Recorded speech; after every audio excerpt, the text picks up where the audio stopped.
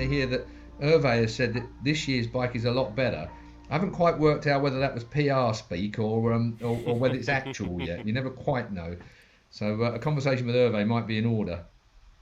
Either way, it looks like it's going to be a cracker of a season, Pete. Yeah, I was just going to say, in terms of Yamaha, it looks like they are, and going back to Moto2, that they are trying to fill this gap that Keith's highlighted, because they've got this master camp team, haven't they, with VR46 in Moto2 this year, running their young riders. I mean, it's the first step, but, you know, is that the start of them really recognising that they do need to get these guys into the Yamaha family early? Strange situation with VR46, isn't it? You've got... But their test team and the Razlan Razali team and all the rest of it, that was all supposed to be in that ladder. And it sort of, it worked really well for a year, and then all of a sudden it went and fell off the edge of a cliff. You know, you've got Lorenzo, who was supposed to be a test rider. That I know the pandemic struck and it was difficult to get that kind of stuff done, but it didn't seem to gel. It didn't seem to coordinate. It didn't seem to come together for Yamaha to push those people through that ladder. So I don't know. Yamaha always just seem to be on the back foot. Will this be the year that they pay for that? You know, will Yamaha slip down that order this year because of their inactivity, their aggressive inactivity that's needed? You know, you talked about technology and filling all the gaps. Well, Ducati, there ain't any gaps. They filled every gap that anybody could see. Delinea must sleep 1 hour a night, I think, with the stuff he comes up with, and the rest of the team there. It obviously isn't all down to Gigi, although he is, you know, the point of the massive pyramid they have when it comes to technical innovation. And all the time, you know, when Quartararo said the Yamaha isn't anywhere near like we want it to be, you know, straight away after, you know, we didn't see anything much different last year when we got to the end of season tests. Then we went to Sepang, slippery as hell and not the best the track for in my view for representation for the rest of the year. And then you went to Mandalika, or whether it was chucking stones at each other. So there was hardly any data that was gained from there that's going to be useful anywhere else in the rest of the world when we get to Qatar, for instance. Qatar is going to be a dogfight. Never quite.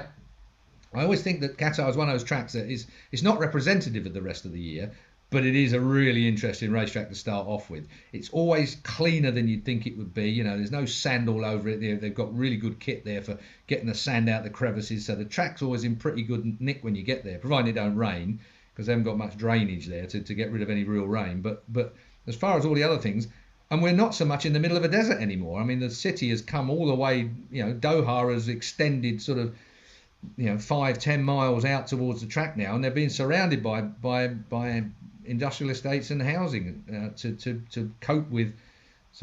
Is it something to do with football? I don't follow football much. Something to do with some World Cup somewhere. Something like that. But well, hang on, hold those thoughts, Keith, because we'll dive deeper into that when it comes to your Insider's Guide. Let's just round out Moto2 in terms of, is there anybody outside of Acosta who we think can mount a challenge and have a good year? You know, we've coming out of testing, you know, just on the British side of things, of course. Jake Dixon saying he feels like he's got a good setup. Sam Lowe says he needs to be more consistent if he wants to have a go at the title this year. Aaron Canet saying very satisfied after testing. So there's some good rumblings coming out from multiple riders. Well, I think you've missed out on one there. I think the old Americans are back on the case. You know, I think Beaubier looked pretty good last year. I mean, Joe Roberts obviously, but Beaubier came out of the States. I didn't think he would step up as well as he did. I think he was a bit of a dark horse last year. I think Beaubier looked really good in some of those, and I think he's going to come with renewed vigour. And it just has that feeling about the Americans are coming again at the moment a little bit. There seems to be a little bit of a force at long last. I mean, I know I've already mentioned Wayne Rainey going to ride for the first time on his Grand Prix bike up the hill after 29 years. He's not, you know, amazing, he's obviously paralysed. That hasn't changed. But he's going to ride up the Goodwood Hill. I mean, I'm tingling at the very thought of seeing Wayne Rainey on a motorbike again, you know, in that situation. I just, Anyway, back to today rather than me reminiscing. Now, well, actually, Keith, just on this, Nathan has asked, do you see Cameron Beaubier getting a MotoGP seat? I think he showed glimpses of real speed last year, and I think he will outperform Joe Roberts this year too. Can he fill the American void for Dorna despite his age? Yeah, I think he can. I mean, I think the ageism thing is a poorly thought out situation. I mean, what is he now? 29, something like that. He's, you know, I can't remember exactly what he was, but the point being is ageism is a terrible thing, and with with the starting age about to change because of the injury situation, the scale is about to move up a little bit. And I think that it's unwise to exclude good, talented riders just because they're reaching a certain age. I think that, there's been this massive rush to sign up people at a very young age. And guess what? The Americans were the worst for that. They would always sign up a young motocrosser for road racing when they were like very, very, very young. I mean, Freddie Spencer, they had him under contract really early on. It's always been a thing. It's just that we didn't see so much of it in what was really a European championship. The Grand Prix World Championship back in the day was a European World Championship. We didn't go to America. We didn't go to Japan. We were just skirting around our little bit in Europe. And of course, we didn't see much of that youngster business because we were all quite elderly compared with nowadays when you went to a Grand Prix. So I think that Beaubier's age won't have anything to do with it. He's got a good attitude. He's fast. He's with a good team. They seem to be right behind him. So it's going to be an interesting year for Beaubier and for Joe Roberts, I think. But I think Beaubier stole a bit of thunder from Joe Roberts last year. I think Dorna would love to have an American racer back, wouldn't they, as well, in the paddock? I mean, we know that Joe Roberts had the chance of the Aprilia seat, didn't he? And he turned it down. He wanted to show that he could win races in Moto2. And I guess for Beaubier, that would be his aim. If he can get on the podium, a win would be ideal. I think people would say, look, you've proven enough. You've been a champion in Superbike in America. You're now proven you can be at the front of Moto2. You're ready to go up to MotoGP and back to a bigger bike. Let's remember, going back to a bike 1000cc, having been a superbike rider. So we saw, didn't we, at Qatar last year, that first glimpse of when Beaubier knows the circuit already, and you could see that he made that step compared to arriving at a brand new track, not knowing anything about it.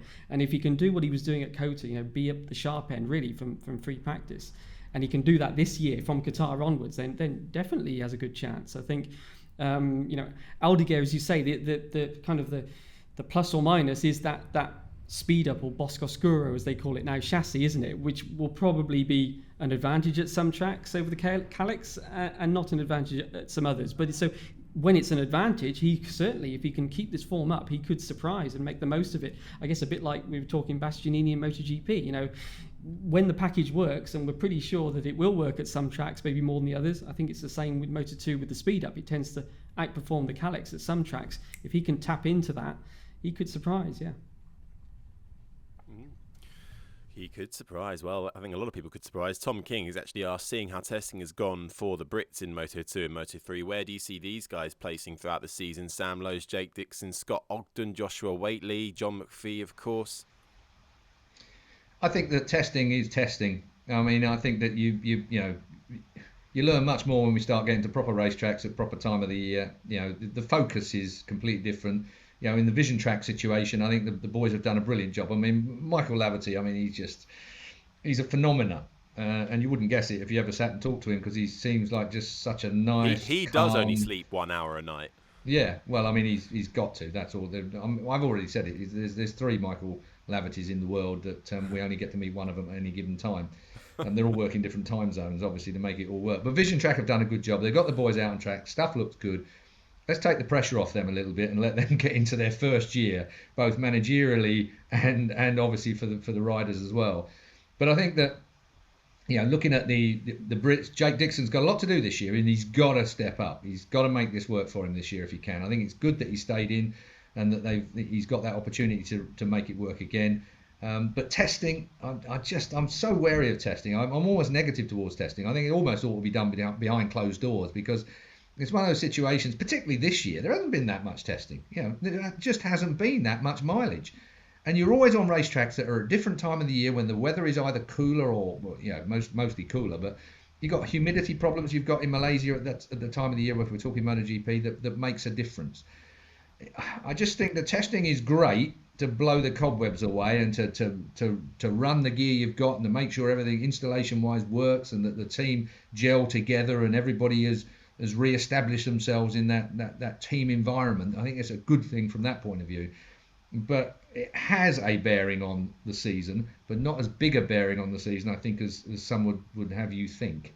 So we'll wait and see. But I think that from my perspective, Vision Track, Give him a go. Give him a chance. Don't expect too much too soon from the riders or the team. This is a big deal stepping in at this level. You know, they really have walked the plank and they're about to go splash. And I think it will be remarkable if they get good results from the get-go. Let's hope they do, but be a big deal if they do. And just to add a little bit about Dixon, I asked Wilco Zeelenberg, people might have seen the story on Crash, just about what he thought of Dixon when he had those MotoGP appearances last year, you know, and he said, yeah, you know, they were impressed by what he did. They said, look, you can't expect someone to just step into MotoGP and be, you know, battling inside, you know, the top six or something. I mean, so Zeelenberg, who's a very experienced team manager, a former rider, you know, he was impressed by what Jake did. You know, the pace was there. He got unlucky with the tyre choice at Silverstone. Unfortunately, he fell off early at Aragon. But let's hope that he can have this solid year. He needs a podium, doesn't he? You know, he's been long overdue, and he fell off what he was leading. Was it Le Mans a couple of years ago in Moto2? It's such a shame. You know, if he needs to get on that podium, the first step, and then because we see he's got the pace, and I think if he can start to get the results and build some momentum, then you know, hopefully he could be the next Brit in MotoGP. Well, Moto2, Sam Lowes has got a struggle going on as well, hasn't he? Tendinitis, that's a problem that he's really, really raising its head as well. So Sam Lowes is starting the season in trouble.